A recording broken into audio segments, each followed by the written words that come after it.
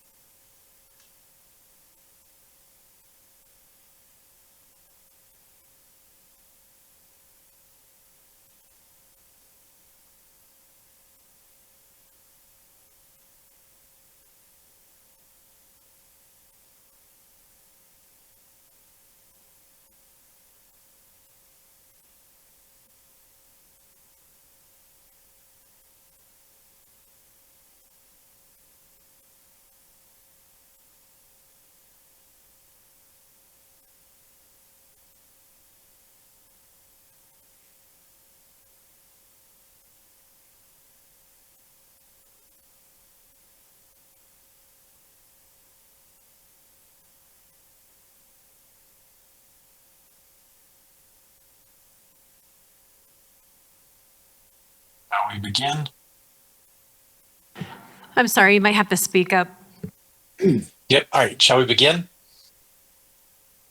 Better? Yes, thank you. Okay.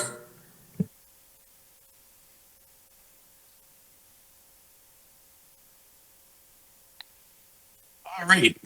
Good evening, everyone. I'll call the Water and Sewer Board meeting to order.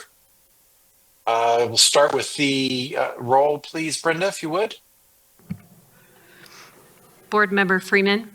Present. Make sure, yeah. Present. Board Member Jolie? Present. Board Member Mercier?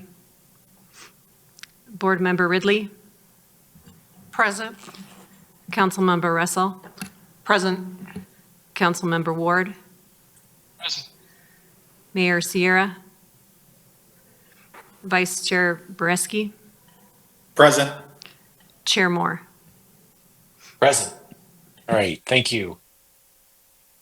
Next, we'll move to item 3A, the approval of the minutes from the November 12th board meeting. Can I get a motion to approve? So moved. Seconded. Thank you. Any discussions or corrections? All right, all in favor, please say aye. Aye. Aye. Opposed? All right, motion carries. We'll move on to the public forum. I believe we have a guest tonight. Is that correct, Brenda? Yes, we do. Great. We could help facilitate that. He's going to step up to the mic. Perfect. Hi. Okay, it's Jake Gilbert. Yeah, I just came to I know I'm not the only person to have some kind of doubts or skepticism about the new meters or just questions. I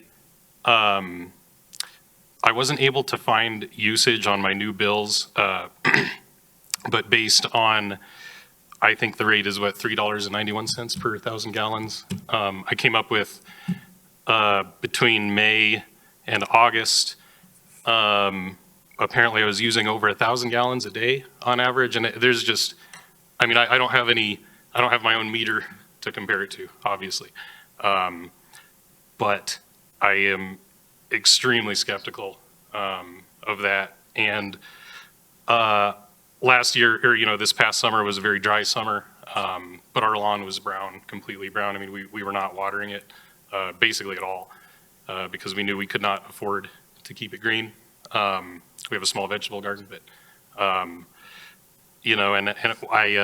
I was able to get old bills back to, that had readings from November to December of 2023, had us using about 91 gallons a day, which I think is very believable, very reasonable.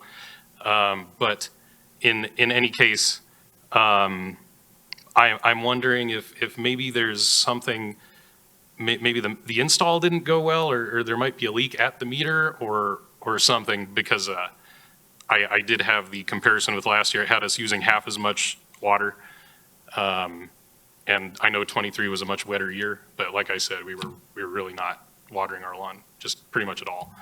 So again, I have nothing to, I don't have my own meter to challenge these numbers or anything, but I am, and I know a lot of people are kind of have the same kind of questions. So that's pretty much all I have.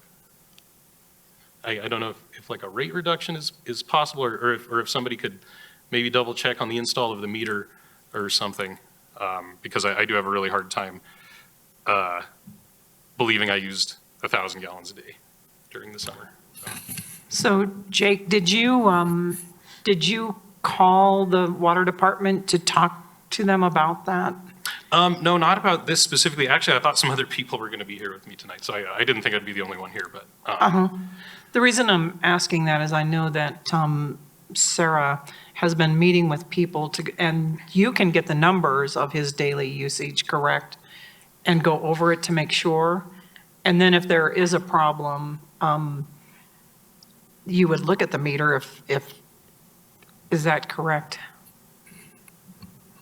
Chair, would you like me to comment? Yes, please. Thank you. Okay, thank you, and thank you, Councilmember Russell. So you are not alone. There have been a number of challenges as we've implemented this billing system that we are still working through right now. We've talked to the board and council over the last several months because we have the vendor has not executed as originally outlined, and so that has created a significant issue in terms of being able to gain clarity from your bill. And so what we, in every one of those situations, and we would offer the same thing to you, is let's go through your information.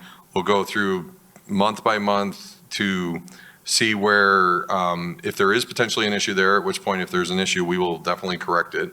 If there's not an issue and there's an explanation, we'll provide that explanation. But it has been very hard to tell how much water you're using for all of our customers because of this challenge through the summer since we rolled out this new billing system in July. So in every one of those instances, we will sit with you and walk through your bill until you're comfortable with our explanation. And if there's more investigation, if there's site investigation that needs to be done, we will send our staff out to look at the meter. If we need to go farther back to 2022 to get more of a representative usage, we're willing to do all of that, and we have done this hundreds of times over the last few months. So we're happy to do that. Okay, thanks. Who would I get in touch with? So the person is sitting right here, Sarah Stone, Oh, okay. our Deputy Director of Business Solutions, and then she can work with her billing staff to first pull the data, see what it's saying, and then compare it to your bills, and then see where things are potentially awry. And if it does precipitate a further field investigation, then she'll work with our field staff to get someone out there to look at it. Okay. We're So happy to please do all of that. Send you an email? I take it. Okay. I have your contact Yeah, information. Oh, okay. After this meeting, we'll reach out to you and just Okay. get something set up for you.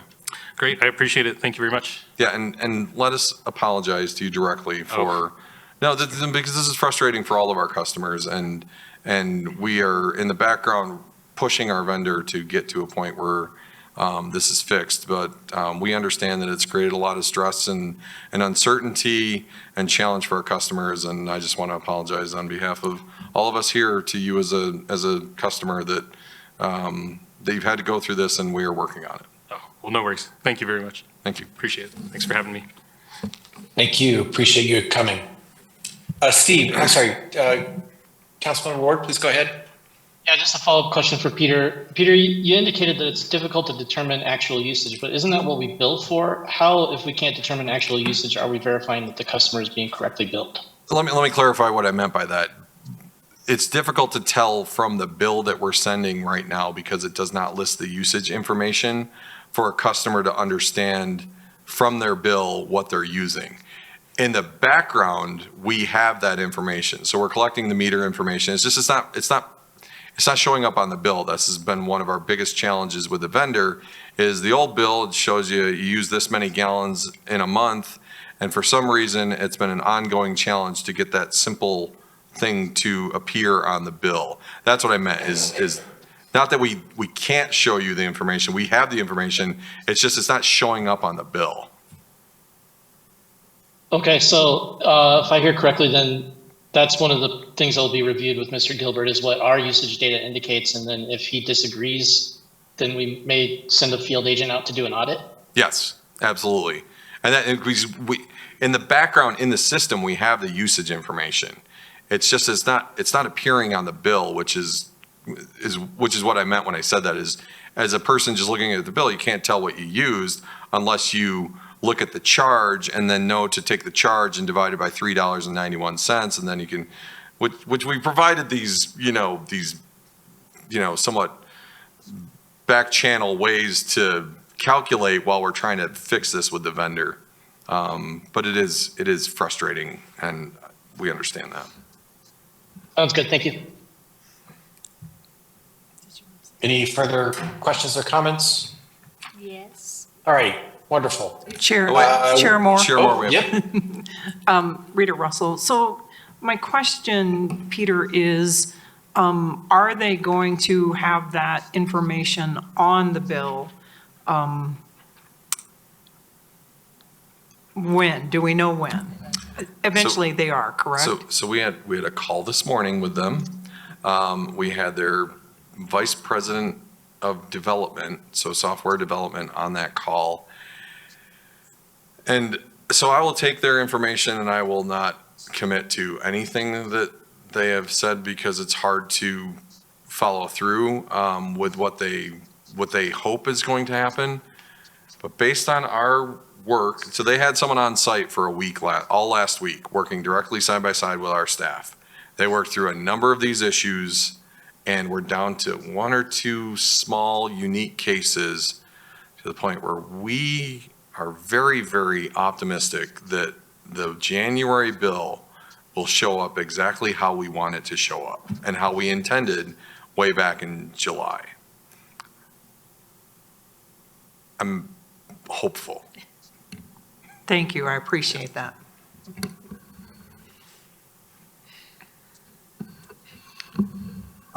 Any further discussion? Chair, if you don't mind, I'm just, we're going to talk a little bit more under staff's choice on the billing system and some of the other, another idea. So we're going to talk a little bit more on some of our proposed approaches to the billing system based on the meeting we had today. So we'll talk more, I guess, I just wanted to say that. Good. All right, well, let's move on to new business, item 5A. And I have a Sarah. question. I'm sorry. I'm not sure if you can see me from the video, but I had a question too, if you don't mind, I ask now. Go ahead, Marjan, please. Thank you so much. Sarah, thank you so much for offering that because I have that problem too. Initially, remember for you, last month I had the same concern.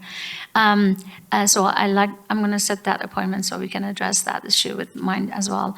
But also, I was wondering, from your experience, Peter, so far from the people that you changed, do you guys get an average to see how that, like in general, let's say like you got 2,000 people transferred to this new system of the meters. And when you look at that, have you guys compared that to see if on average, do they have that amount of water that is usage, does it show is increased? So, Just in general, on average of all the people? so I So not specifically, we have not done that because we are in the middle of the transition. I think it's actually a good, almost ground truthing that we could do once we're through the transition. And I wouldn't go back to 2023. We would want to go back to a similar climatological year Yes. to try and to look and see, is there a significant deviation? Part of the deviation is going to be because some of these meters are really, really old. And if you recall, when we talked about this way back when, Yes. new meters read more accurately, they capture more water usage than old meters, because especially with low flows, because as meters get older, when you get a lower flow, it doesn't move the mechanism. It takes a higher flow to actually dislodge the mechanism. So if you're on a low flow, the water will just trickle past it and it won't capture any of the usage in the meter because it's so old and worn out.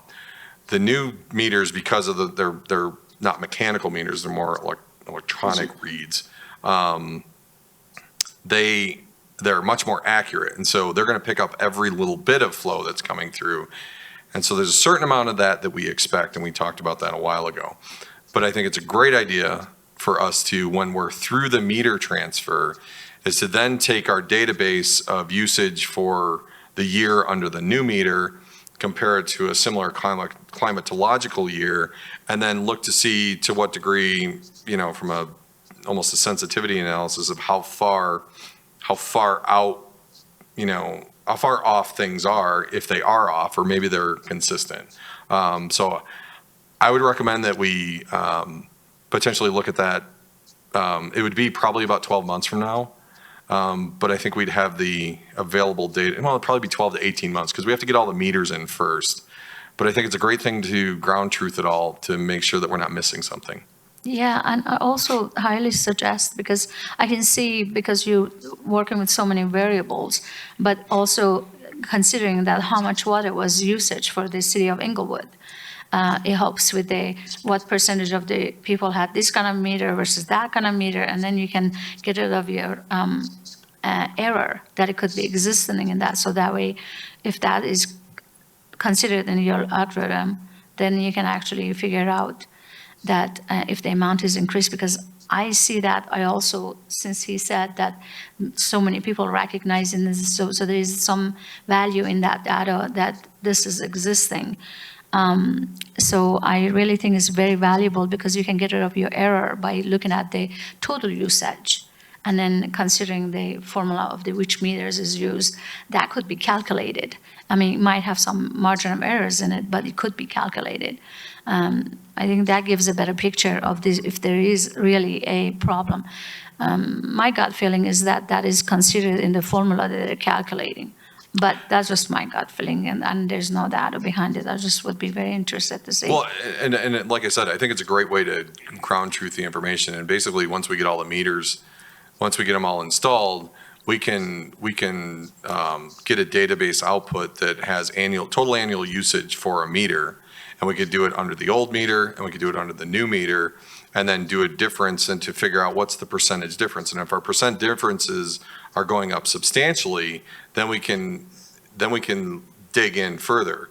If in general it all looks reasonable, then maybe it just confirms that, yes, it's just a matter of the climate. But I think there's a way to do a broad brush analysis, and then once we get the results of that broad brush, then more specifically dig down once we get that broad brush analysis. But it would take us, it's not something we can do right now Right. because we have half information, Right. but it's something we could do in about a year and a half, I would say. And I think it's a good thing to do. Okay. Thank you so Thank you. much, Peter. Well, thank you for the suggestion. Thank you. All right. Peter, to read the room for me, is it safe for me to move on? Yep, I think we're good. All right. Thank you. Moving on to new business, item 5A. Sarah, turn it over to you. Okay. Good evening, everyone. So this item is the renewal of program management services for the lead reduction program. So again, the lead reduction program is intended to meet the regulations of the lead and copper rule revisions and the forthcoming lead and copper rule revisions, which is to replace all lead and galvanized steel lines, service lines, before 2037. So we are well ahead and moving on that goal. Our funding sources for the program is the state revolving fund loan, as well as WIFIA. For WIFIA, we are only using funds to install meter pits for those that do not have meter pits. The lead reduction program inventory began in June of 2023. Replacements began this year in July, and we anticipate being complete with all of our up to about 3,000 service line replacements by mid-2026. So our program manager has helped us through this program timeline with initially contracting with them in March of 2023. They developed the initial inventory, as well as helped us do a field verification campaign. They also assisted in the state revolving fund loan application through the end of last year. And then they also got the contractor on board. So replacements, like I mentioned, began in July. And so this renewal would include the next zones and completion of lead service line replacements through 2025. So our scope of work would be program management, lead service line inventory maintenance, standard monitoring coordination, service line replacement coordination, public outreach, regulatory and finance support. These are all things that they have done for us in the past year and a half, and they would continue to do so.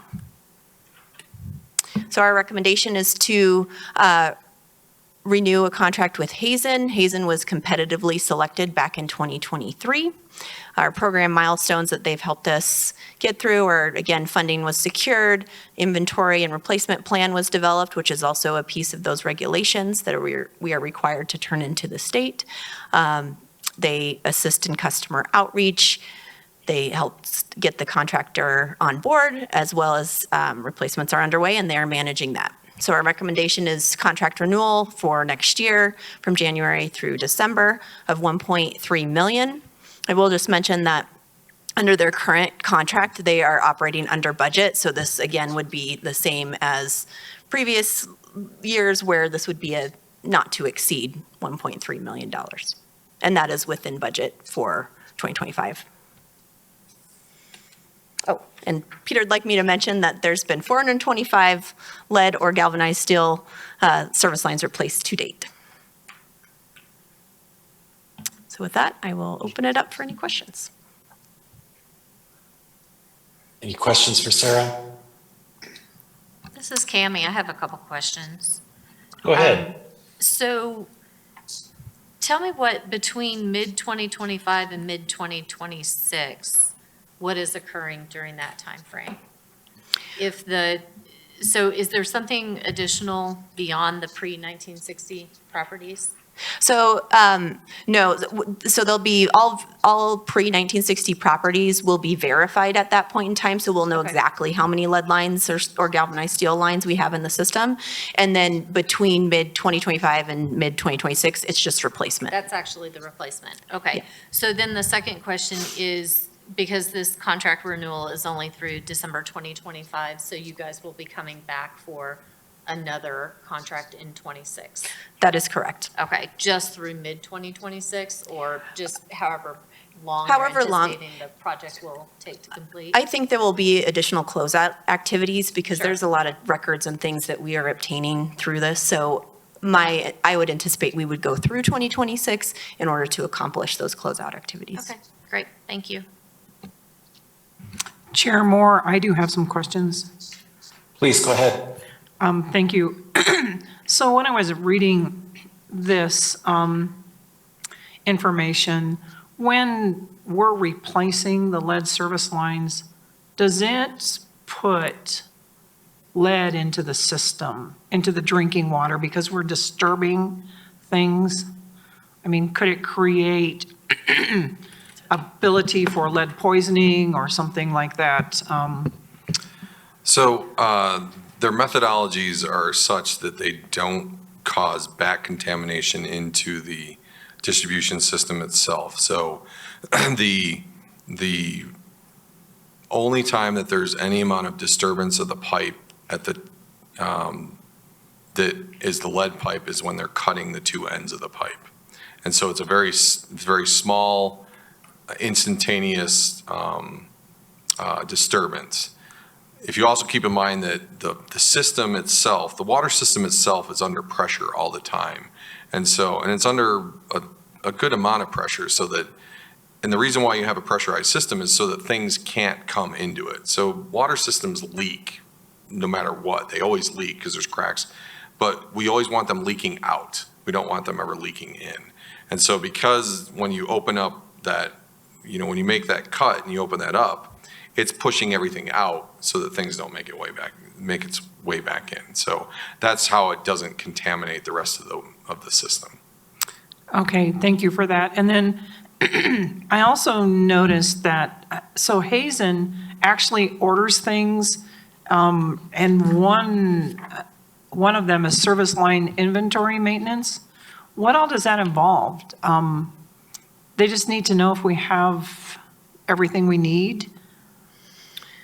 Yes. So if they order anything, the things that they've ordered to date, they've ordered the Brita pitchers. They haven't ordered any materials for the service line, or they've ordered the outreach materials, things like that. They aren't ordering specific construction materials. Okay, because I read in there that we can choose on some things to order them ourselves if we could get a better price someplace else. And so why are they ordering Brita filters, and how much is that costing? And could we get it cheaper? And actually, is everybody getting them, or just people that request them? So everybody that has a confirmed lead service line, lead or galvanized steel service line, will get them. So when potholing takes place, if the result after the QC process is lead, the contractor goes back and delivers the filter and a letter that says, yes, you have a lead or galvanized steel service line. And then if we order, so we have done the analysis of whether or not we order them or Hazen order them. Hazen does not put any type of markup on it. It's the same price for if we do it or they do it. As the program manager, it's easier for them to do it because they're the ones on the day-to-day basis interfacing with the contractor. So they can get that delivered where the contractor needs it to be delivered. And so I'd just like to add, so this is the contract structure that is the only way we could execute this project is through a program manager, because we don't have the in-house engineering staff to run a project of this magnitude. So it's really, these are the time when you have discrete projects that are very well defined and and they have a timeline to them. Those are the times that we contract out a lot of what we utilize in-house staff for on other projects. So our other construction projects, our other design projects, we use our in-house design engineers to manage consultants for the design. This one, we don't even have the in-house capability to manage the complexity of this project. So what we've brought in is essentially a contract person who then has the full support of the entire company and the expertise of that company, Hazen, to be the direct report to Sarah to execute this program. So ultimately, we guide it, but the day-to-day of all the aspects that on smaller projects we do in-house, we have a program manager for it. It's the only way we could execute this project without ramping up staffing by a number of people that when the project's over, we don't have work for the staff. So I appreciate that, but is somebody holding them accountable? I mean, like, you make certain that they aren't ordering boatloads more of stuff than we actually need, correct? That is correct. So I get their invoices every month. It includes all their documentation of anything that they've ordered, and I go through that and make sure that it is correct. So the $1.3 million, does it pay for all of this, or it's only paying for their management of this? It pays for everything that is the entire amount, again, I think we would be under budget. That's what I'm guessing based on this past year. But that is all inclusive of all those services and anything that they may order. Okay, and then,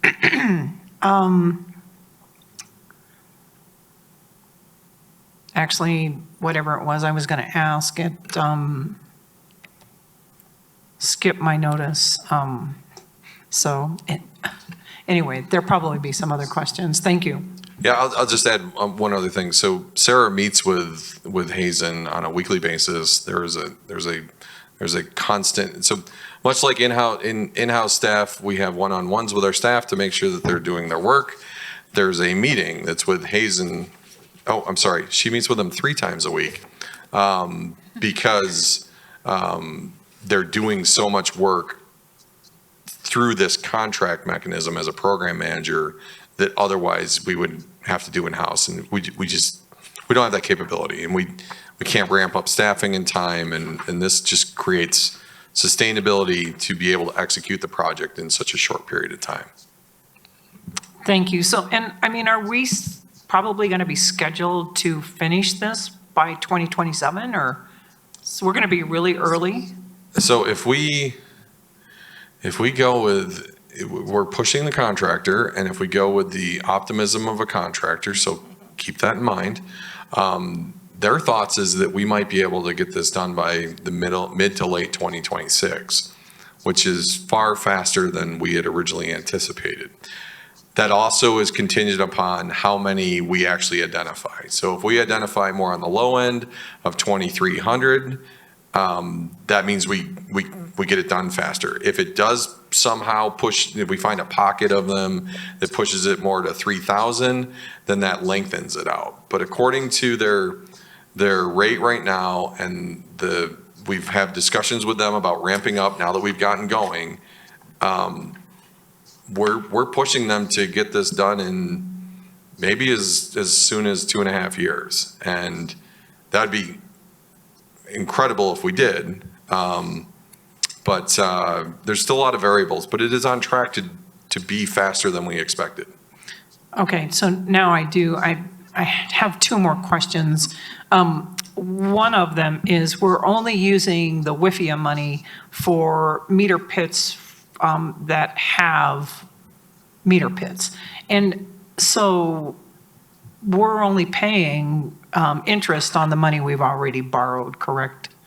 That is, so yes, two things. So on the WIFIA funds, we did include the lead replacement in the WIFIA loan amount. However, since the money that became available through the SRF and the bill, bipartisan infrastructure law became available, we decided to move that entire program under that funding. So once we got that funding, that was the $40 million plus, which includes the $10 million in grant funds.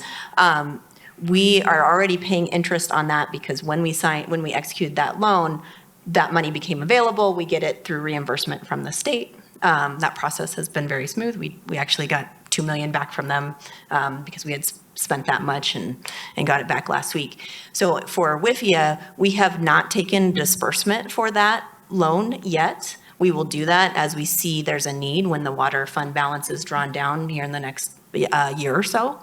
So we are not paying any interest on WIFIA yet.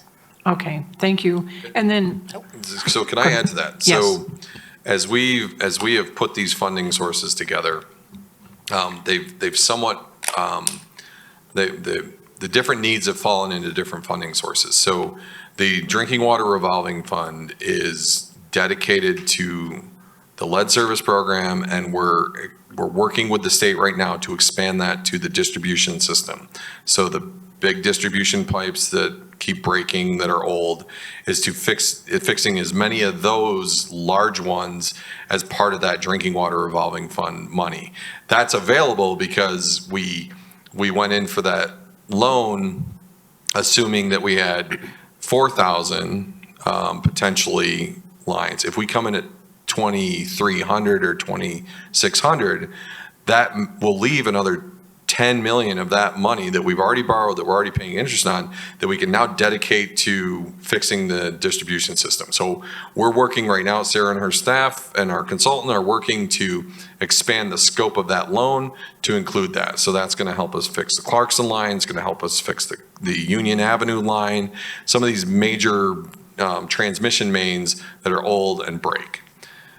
So the WIFIA fund, so then what that does is that puts that $40 million of WIFIA funding dedicated to the plant process. So that's the Allen plant, all the systems that we're improving are on the Allen plant, and the pump station. So all of the things that are not distribution system related, but are more plant related, now fall under WIFIA. And then the third tranche of money is essentially, for lack of a better term, cash. That's not debt funded, and that we're using that for the city ditch project because we elected to not include that in any of the federal funding, and as well as other ongoing projects and programs that are continual investment in both the plant and the distribution system, as well as the raw water system, will come out of that cash fund.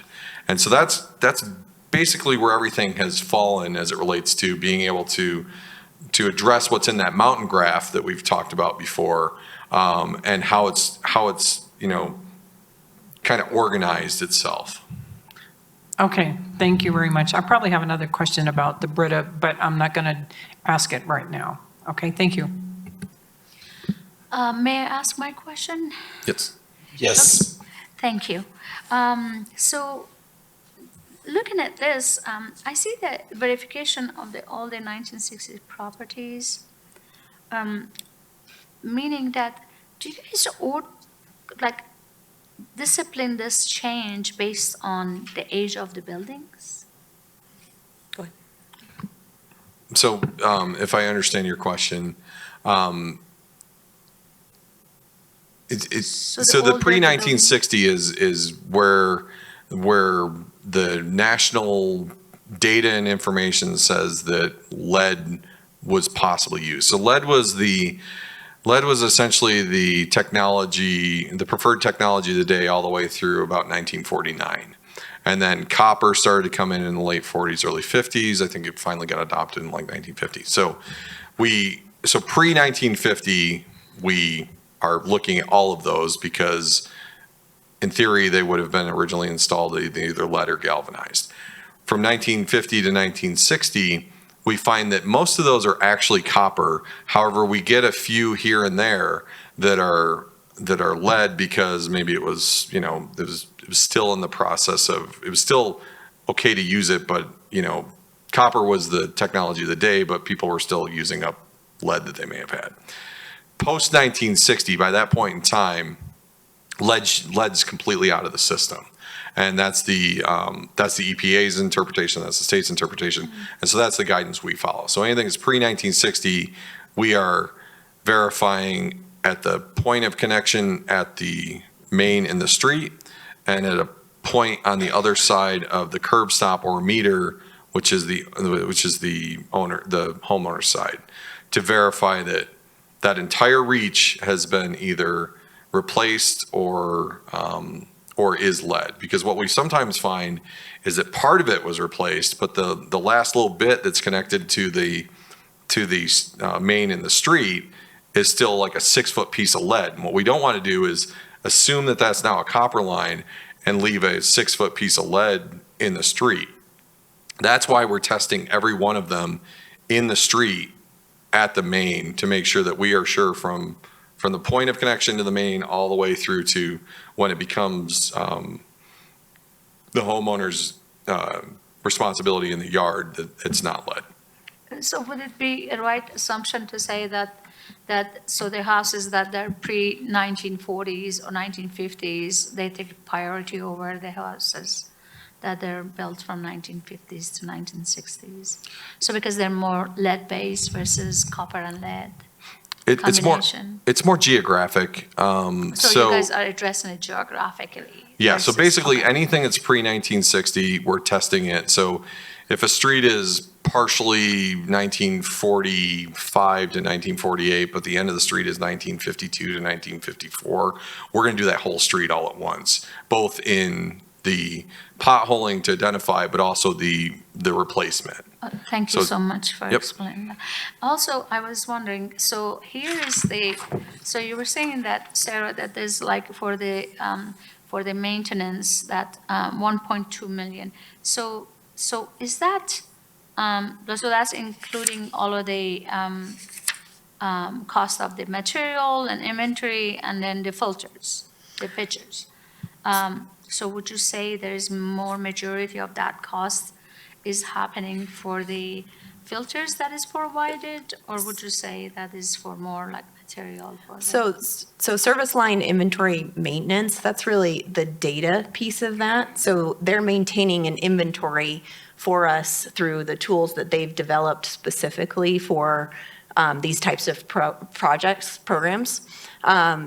The Brita cost is minimal as a part of this whole program. That's the only real material they're buying. They're not buying material for a service line. That again is the contractor that buys that material. So that's not, so when it says the service line inventory maintenance, that's not a physical infrastructure maintenance, that's a database maintenance. So they're maintaining, they're continually updating the database based on the new information that's coming in from the potholing and identification exercise. You know, the map that has all the green dots and the Yes, I red noticed dots? that, yes. That's what that's referring to. Okay, so would that be fair to say, because I just in my own, I went and I looked at the cost of the Britas on Amazon. And I just was able to find from $19 to somewhere between, I mean, they got their some fancier ones they're just like more cosmetics than anything else, but the pictures, they come out somewhere between $19 to $38, like the fancier ones. I would assume that they have a better filter on them. So just from my limited research. So then I was like thinking that from last conversation that we had, and you were saying that they're charging about $100. So in my own unexperienced way, I was thinking, so if this is a corporation that actually can get a better deal because they're buying in bulk, so I would imagine they get a better price. So then as a customer, then why are we paying? And if they're not being very present with that cost that this money is coming utilized in a good way, then how else are they not mismanaging the money as well? So clarification on that pitcher filter purchase. So they buy the pitcher as well as 18 months worth of filter replacements. So there's not just the filter that could be $19 to $30. It is also those replacement filters, which are intended to be recommended to be replaced every 6 months. So that cost is included as well.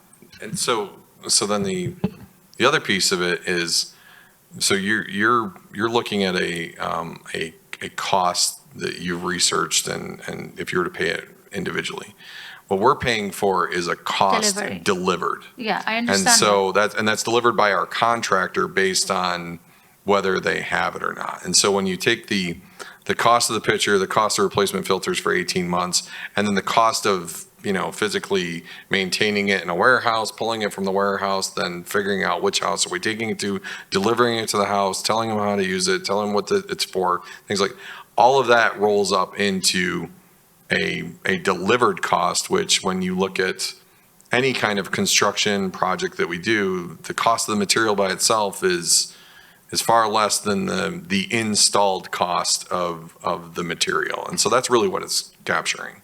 I recognize that when you were saying that there's involved in that staffing and the inventory holding and all that. Thank you so much.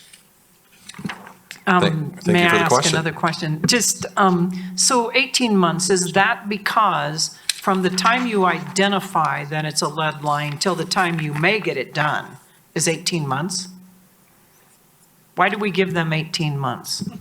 So typically, the time that we would target replacement is actually 12 months, and then we are recommending that customers use the filter for another 6 months. So from time that they're potholed to replacement is 12 months, and then there's an additional 6 months that we would recommend they use their filter. So I guess, let's say somebody's been in their house for 40 years and they've had lead pipes that whole 40 years. And now, I mean, we're not doing anything that would create more of a problem, correct? No, so the reason why, to date, we have not had a lead hit that that caused us an exceedance of our system allowed lead amounts. And so the reason why is because this is actually one of the benefits of having really hard water, is the really hard water crew puts a scale on the inside of the lead line, and part of how we maintain that scale is we change the pH of the water coming out of the plant to not, if you go too acidic, what'll happen is you'll leach that scale off. This is what happened in Flint. So they switched water sources. The more acidic water basically eroded, leached that scale off, and then it was like a brand new lead pipe that every time water was going through, it was interfacing with the lead.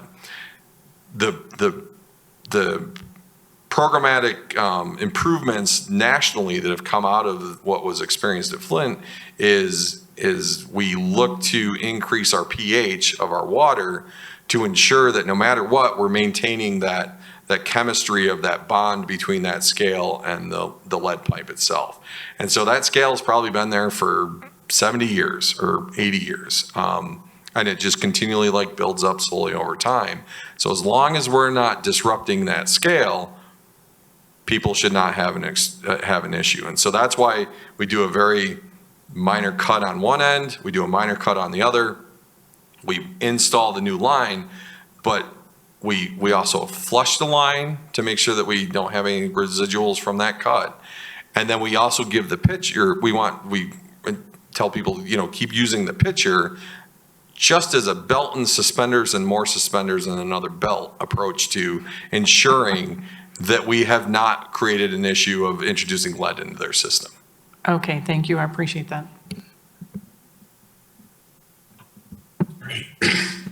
Hoping we can move to a motion at this point. That's the case. Can I get a motion for 5A as written? So moved. Second. Great. Any further discussion? All right, all in favor, please say aye. Aye. Opposed? All right, motion carries. Thank you. Item 5B, Pieter, I think that's yours. Yep, thank you, Chair. So this is our annual PSA renewals for our water resources support, which is essentially our water rights engineer and our water rights attorney. So the attorney and the engineer, they help us protect our source water and our raw water system, our portfolio of water rights, which is very valuable to the city, as well as the other things that you see on the screen there, to include water court proceedings, and then also helping us with our long-term water supply planning strategies.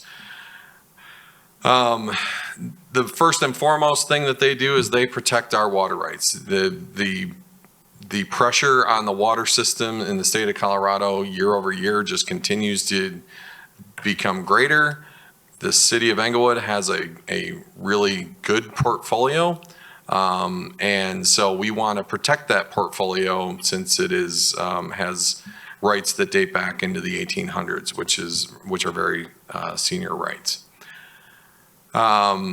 We are proposing to continue with our water rights team, which is Berg Hill, Greenleaf, and Risketti, and Martin and Wood. They have worked with the city for many, many years.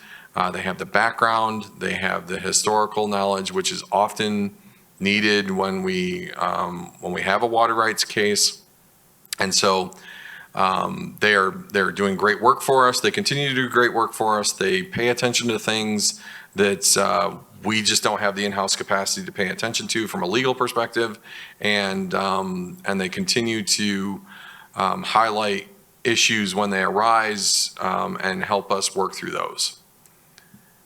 So what we're going to do in 2025, you can see, is a lot of the same things that we do annually. One of the things that's not on here that we've actually more recently done is we're working with the Department of Water Resources and the State Engineer's Office because of continuing restrictions that are being placed on how we account for our water rights, and so we continue to work to optimize that. We just had a meeting a couple weeks ago because there were some changes being proposed that caused an impact to our yield, and we didn't believe that those were appropriate. We've subsequently gotten a positive initial outcome from that. However, long-term, the state engineer's office could potentially change the way they account. But those are the kind of things that we are continually paying attention to. The other thing that's a big component of this year's funding is we estimate that there could be as many as 5 trials. So typically we try to settle things out of court before they go to a trial. Once they go to trial, they become much more expensive in terms of staff time, both legal staff time as well as engineering staff time, to be able to be prepared for the court process, testimony, things like that. There are 5 potential trials in 2025 on different water rights applications that we are a party to. And so we haven't accounted for all of them because we are hopeful that a number of those will settle out of court. However, if they don't, we've included budget that anticipates a couple of those going through. However, if all 5 go through, we will be coming back saying all 5 went through, all 5 went to court, and we would do a further amendment later in the year. So we didn't want to overestimate the amount. However, at the same time, we are cognizant of the fact that it'll be an active water court year. So what does that mean? You can see on from the legal contract perspective, it moves from 565 to 650. That is accounting for the fact that we have a number of court cases on the horizon. And then the Martin Wood, which is the engineering, goes from 375 to 420. There's less work on the engineers end. However, there's still work when it relates to court. These are in conformance with what we had put in the 2025 budget, so we are in alignment with those. Any questions? Floor is open. All right. Can I get a motion to approve item 5B as written? 5B1 and 5B2 as written. So moved. Second. Any further discussion? All right.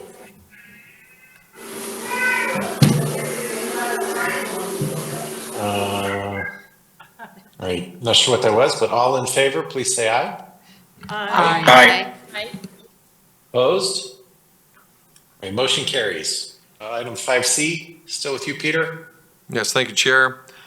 So up next is oh, shoot, I'm sorry, I meant to put the motion up.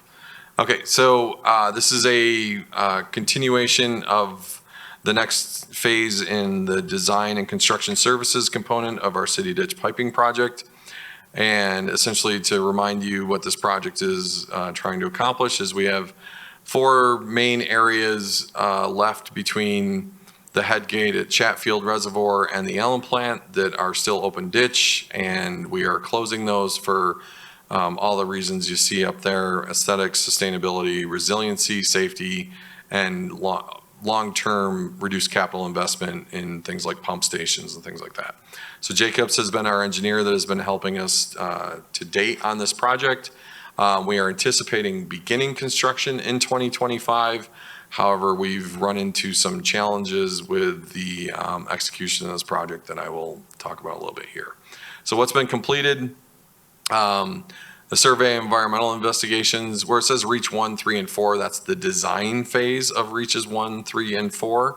The flume at Dad Clark, the direct connection to the Allen treatment plant, the Big Dry Creek flume modification, and there's some stormwater conveyance that's required right along, we're just east of the water plant that we've worked on a new design for. And what's still to be done is Reach 2.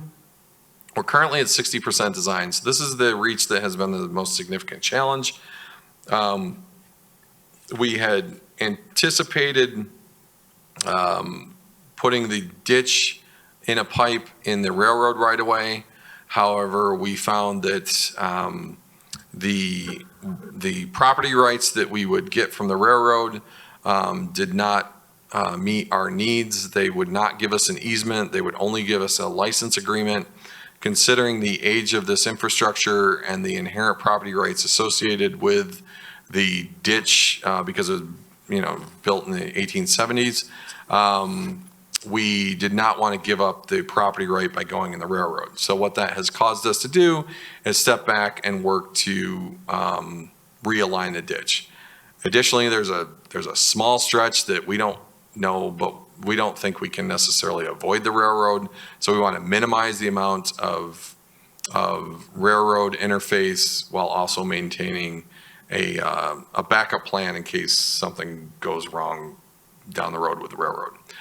So that's probably been the biggest challenge, which has caused us to reprioritize how we're working on this project.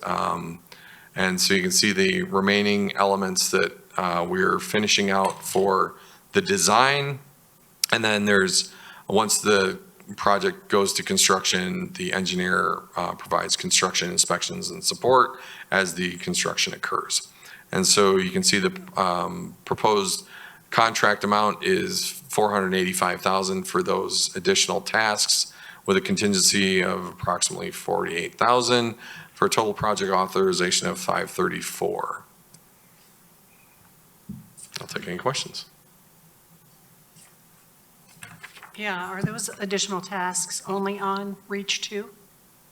No, so a number of those tasks are some of them cover multiple reaches, some of them are specific to Reach 2. So design of Reach 2 is specific to Reach 2, but however, construction inspections and support is all 4 reaches. Okay. The bid documents is reaches 1, 3, and 4 with a potential for Reach 2 down the road. So there's more steps to come to this. I mean, if I take a step back, I'd say there's a reason why these reaches are the last reaches to be closed and piped, because they're challenging, and we're finding out just how challenging they are as we try to complete the pipe from the Chatfield to the Allen plant.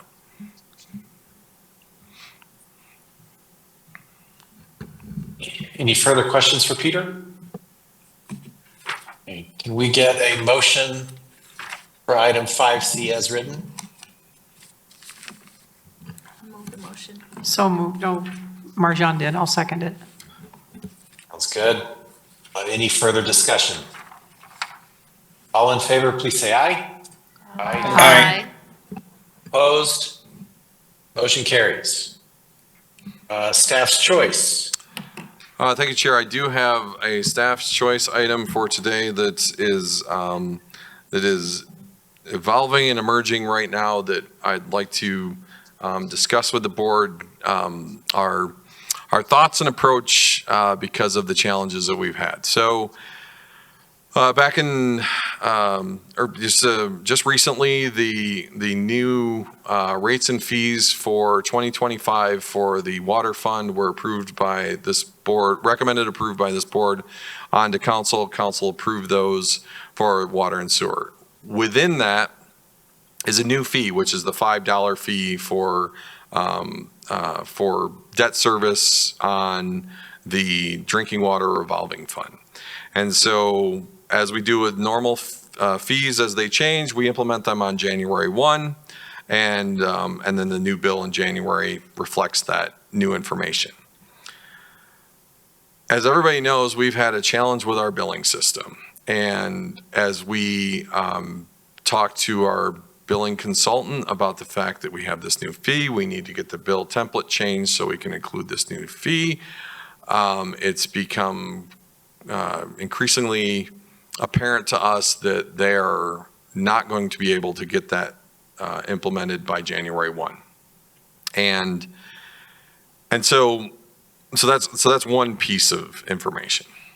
The second piece of information is, as Sarah and I have been working with the community and council and this board to try to get through this billing system implementation. It's been a lot of frustration for our customers, and it's been a lot of impact on our customers, and we don't take that lightly. And so as we stepped back and looked at our financial models and our financial plan, we realized, or we were able to confirm that we can delay the implementation of that $5 fee in 2025. We still need to implement it in 2025. However, we can delay it into 2025 because essentially what it means is the money that we had originally anticipated collecting in January through whenever we do finally decide, it gets offset by other cash resources that we have, which means we take it away from other projects that are implementing slower anyways. And so we need the fee, but because of how we've been conservative in modeling our financial plan, it affords us this flexibility to be able to essentially provide our customers a little bit of a break. So the last thing we want to do is get the bill working perfectly on January 1 and say, oh, by the way, here's a brand new $5 fee as well. We think that might finally push our customers to a somewhat of a breaking point. And so as we looked at this and confirmed with our financial models that this is something we could do, I'd like to explore with the board the idea of giving our customers a bit of a break for 2025 and implementing that fee once we have a stable bill and many, many months of a stable bill so that they can see a stability in their bill, which would push us to potentially implementing this fee in late 2025. We think it's a way to show empathy and compassion for our customers. It's a way to just provide us some flexibility with the fact that the billing system is still not in the shape that it needs to be to actually propose a new fee. And we're able to confirm that all it does is it just pushes out the timing of money in a way that we can handle in the near term for a short period of time, like months. And so we'd be looking to late 2025 to potentially implement that part of the rate increases that were approved by council instead of January 1. And so that's the thing I wanted to propose. And like I said, this is hot off the presses based on our meeting that we had today. And as we're trying to think of ways to mitigate the effects on our customers. Pieter, would you just be looking for the board's consensus on this or anything? Would you need something more formal? Yeah, I don't think this is necessarily, needs any kind of an action. It's just more of it's more of a consensus from the board because ultimately the fee is approved for implementation in 2025. That fee schedule has changes that are throughout the fee schedule. And I think it's just a matter of delaying the implementation of that. So I don't think that requires an action. If it does, we'll follow up with Vicky to make sure that we're not missing something on this. But we're not suggesting that we deviate from the approved fee being implemented in 2025. It's just the timing of when it's approved in 2025. So essentially, we've already been told by the vendor we can't get it in place by January 1. So we wouldn't be able to make that change by January 1. So if we need to take some kind of a formal action, we would probably be looking at doing that in January anyways, if we needed to, but we're not sure that we need to. Does the board have any concerns about Peter's suggestion? Can can I weigh in? Please, please. Thank you. I actually think it's a great idea. My question and my concern is the budget has already been approved, so does there need to be an amendment? I mean, I don't want to push the company to do something that they can't do and mess things up even worse than they already have been. I think it's a great idea to delay it, but what does it do to the budget? So, our budget execution right now is still ramping up in terms of how much we budget for and versus how much we're able to actually execute on. And the amount of, we anticipate that the total fee the total amount generated by this fee annually is $660,000. And so if we're somewhere less than that, I mean, even if it's as much as $600,000, then we are well below that appropriation in terms of our execution. If for some reason things go extremely well this year and we are executing well better than we expected, we would come back to the board and the council in late 2025 to say, hey, because of this change in revenue source, we would look to potentially do a budget amendment to that. But I actually don't know that we would even necessarily need that because we would just pull it from, we'd offset it through, fund balance and things like that. So in reality, we think it can be absorbed. We can't absorb it for many years, but we can absorb it for months in the interest of giving our customers a break. Thank you, I appreciate that. All right, any further comments from the board? All right, Peter, I think you have the board's backing. Okay, Chair, if I might, so what we will come back with is our final proposal of when we would recommend to potentially implement this. We're probably shooting for Q4 and maybe late into Q4 to maximize that relief.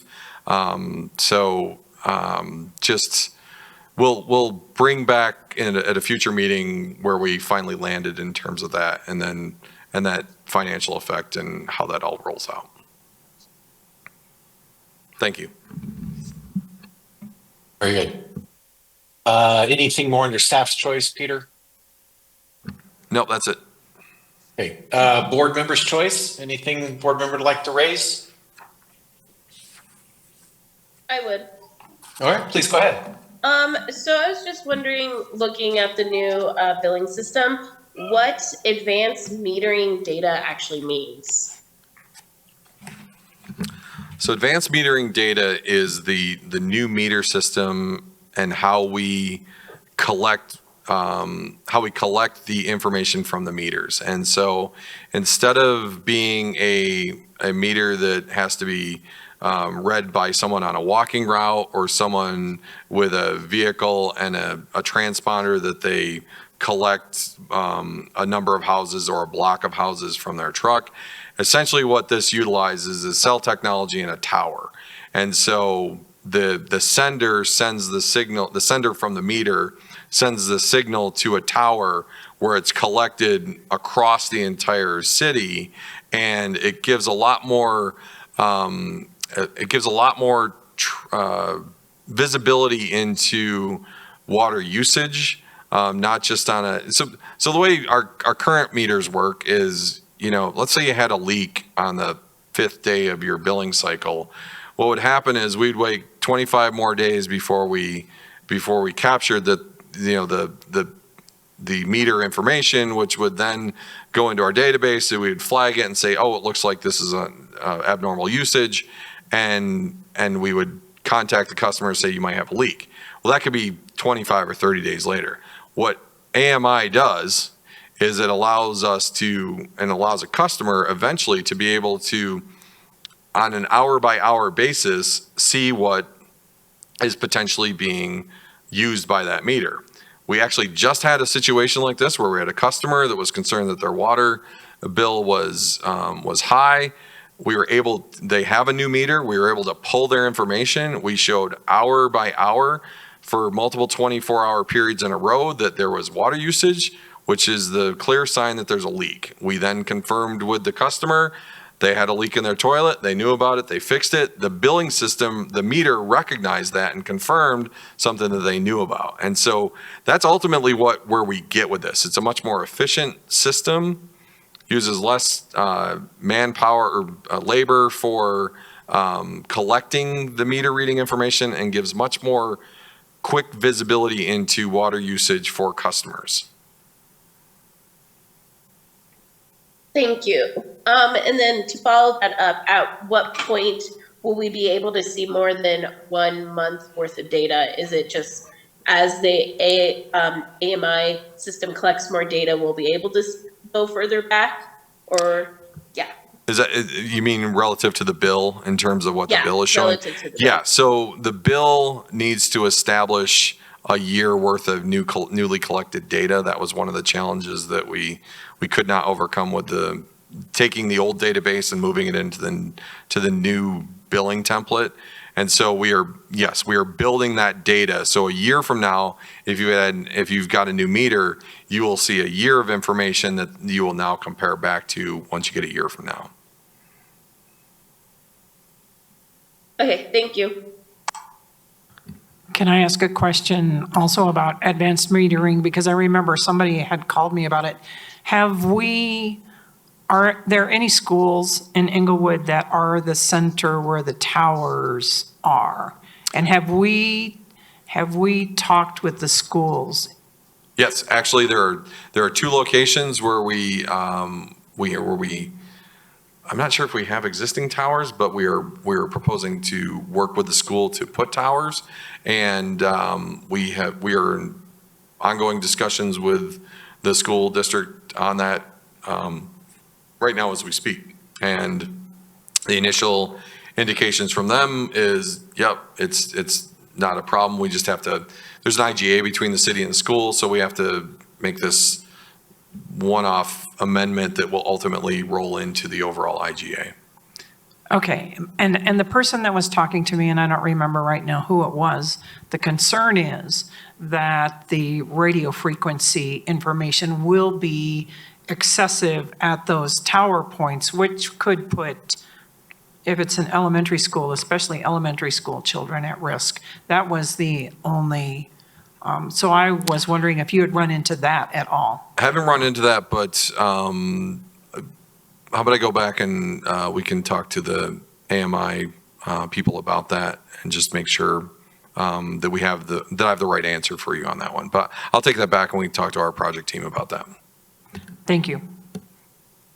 All right. Anything else for board members' choice?